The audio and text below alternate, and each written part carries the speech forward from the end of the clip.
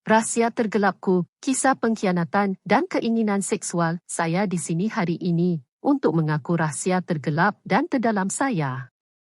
Rahsia yang telah menghantui saya selama bertahun-tahun dan sesuatu yang tidak saya banggakan.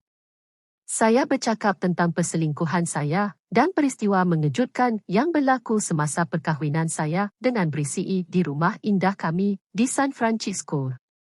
Semuanya bermula dengan cukup tidak bersalah. Gavin, sahabat baik Brisi semasa kolej, sering datang untuk makan malam dan kami semua berseronok. Tetapi lama-kelamaan, Gavin dan saya mula mengembangkan perasaan terhadap satu sama lain. Kami saling curi-curi pandang, menyentuh lengan masing-masing, dan akhirnya, kami memulakan hubungan sulit. Seks itu sengit, penuh gairah, dan mendebarkan. Kami bertemu secara rahsia, menyelinap seperti remaja. Saya rasa hidup, tetapi pada masa yang sama, saya dipenuhi rasa bersalah. Saya tahu saya menyakiti Brisi, tetapi saya tidak dapat berhenti. Tetapi itu bukan yang terburuk. Gavin mempunyai sisi gelap, dan dia memperkenalkan saya kepada perkara-perkara yang saya tidak pernah fikir saya akan menikmatinya. Dia adalah peminat BDSM, dan dia mahu saya menyertai.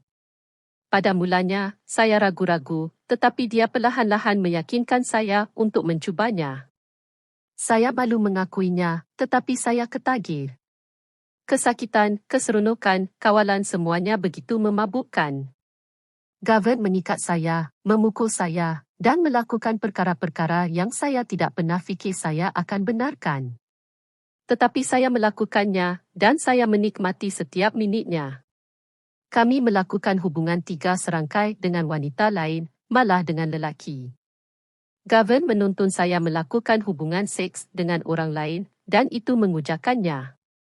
Saya adalah hamba seksnya, dan saya menikmati setiap minitnya. Tetapi apabila Brisi meninggal secara tiba-tiba dalam kemalangan ketika bermain luncur di Malibu, saya amat sedih. Saya rasa bersalah, malu, dan kesepian. Saya dan Gavin tinggal bersama selama beberapa tahun selepas kematian Brisi. Tetapi apabila Gavin meninggal dunia akibat serangan jantung, saya ditinggalkan untuk menghadapi kesannya. Pada masa skim saya bertemu Parker, seorang ahli perniagaan kaya dari New York, dan saya kembali jatuh ke dalam corak yang sama. Seks kali ini berbeza, tetapi rasa bersalah dan malu masih wujud. Saya tahu saya menyakiti orang lain sekali lagi, tetapi saya tidak dapat berhenti.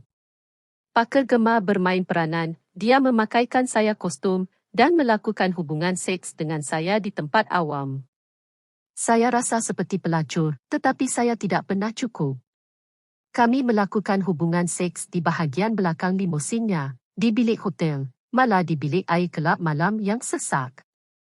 Saya adalah mainan seksnya, dan saya menikmati setiap minitnya. Saya amat menyesal atas apa yang telah saya lakukan. Saya minta maaf kerana telah menyakiti Brisi, Gavin, Parker, dan semua orang lain yang terjejas oleh tindakan saya. Saya tahu saya tidak akan pernah dapat membetulkan kesilapan saya sepenuhnya, tetapi saya berharap dengan berkongsi cerita saya dapat membantu orang lain yang mungkin bergelut dengan keinginan dan dorongan yang serupa. Terima kasih kerana mendengar. Langgan saluran kami dan klik loceng pemberitahuan untuk pengakuan baru.